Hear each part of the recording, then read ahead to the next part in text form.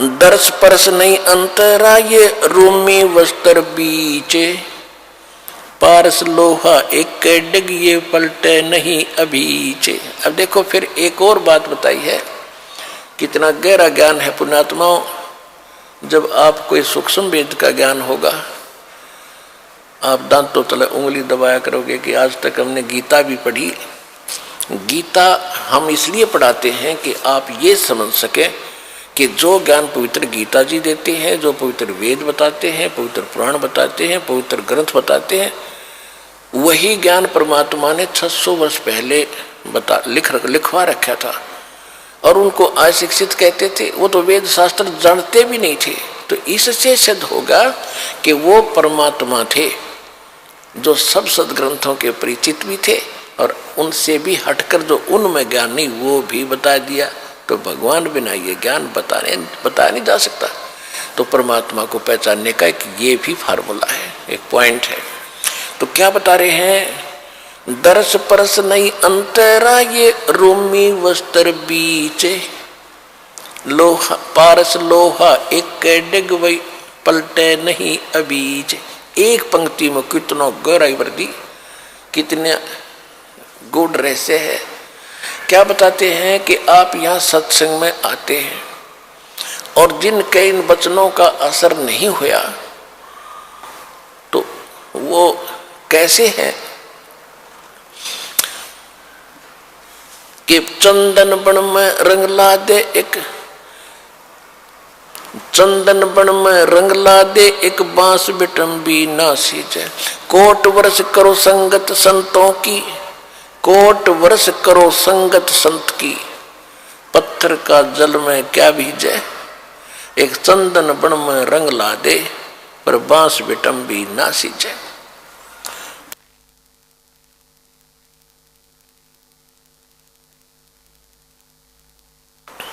क्या बताते हैं कि जैसे सत्संग में भी आते हैं और फिर विकार भी करते हैं, उनके बारे में बताया है कि जैसे करोड़ वर्ष करो संगत संत की, संतों की, पत्थर का जल में क्या भीजे। जैसे पत्थर को जल में डाल दे चाहे 20 फुट नीचे गहराई में, और निकालने के बाद फिर उन दोनों टुकड़ों को तुरंत ही ऐसे रगड़ दो, तुरंत आग पाटेगी, चिंगारी पाटेंगी, निकलेंगी। इससे सिद्ध हुआ कि जल से तो असर होना चाहिए था, वो अंगारी नहीं पाटनी होनी चाहिए थी, नहीं निकलनी चाहिए थी, लेकिन उसके जल का असर नहीं हुआ, वो न्यों का न्यों पड़ा है, एज इट इज विकार उसमें। इसी प्रकार जो सत्संग में आते हैं उनको कहते हैं करोड़ वर्ष करो संगत संतों की, और पत्थर का जल में क्या भीजे, क्या भीगे, और चंदन बन में रंग ला दे एक बांस बिटम्बी ना सींचे। ये सूक्ष्म वेद की वाणी है, गरीबदास साहिब जी की वाणी है। क्या बताया कि जैसे चंदन का पेड़ होता है, आसपास के चाहे नीम हो, जंडी हो, कोई पीपल हो, उन सभी आसपास के पेड़ों को अपनी महक छोड़ छोड़ के अपनी सुगंध युक्त कर देता है, और वो भी चंदन जैसी महक देने लग जाते हैं। लेकिन बांस बंबू जिसकी लाठी बने हैं, कहते वो बांस चाहे उसका साथ उग गया चंदन के, बांस का असर नहीं होता। तो क्या बताते हैं कि कोट वर्ष करो संगत संतों की, और पत्थर का जल में क्या भीजे, और चंदन बन में रंग ला दे एक बांस बिटम्बी ना सींचे।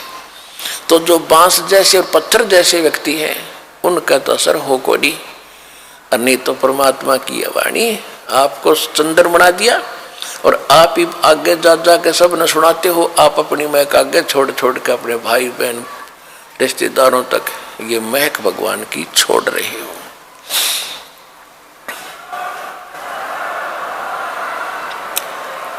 अब क्या बताते हैं कि यहां आते भी हैं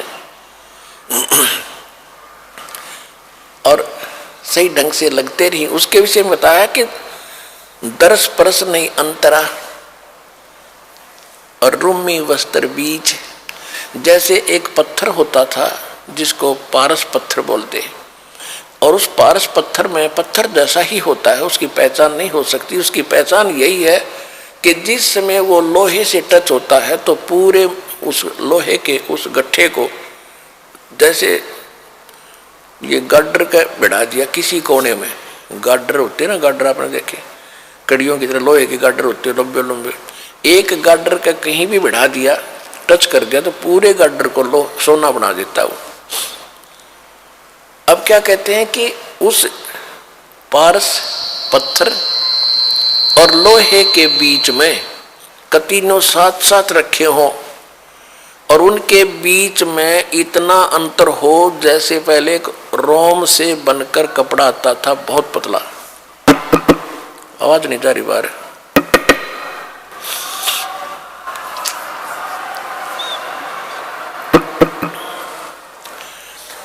पहले अब क्या कहते हैं कि यदि पत्थर को, उस पारस को और लोहे को बिल्कुल निकट रखा हुआ है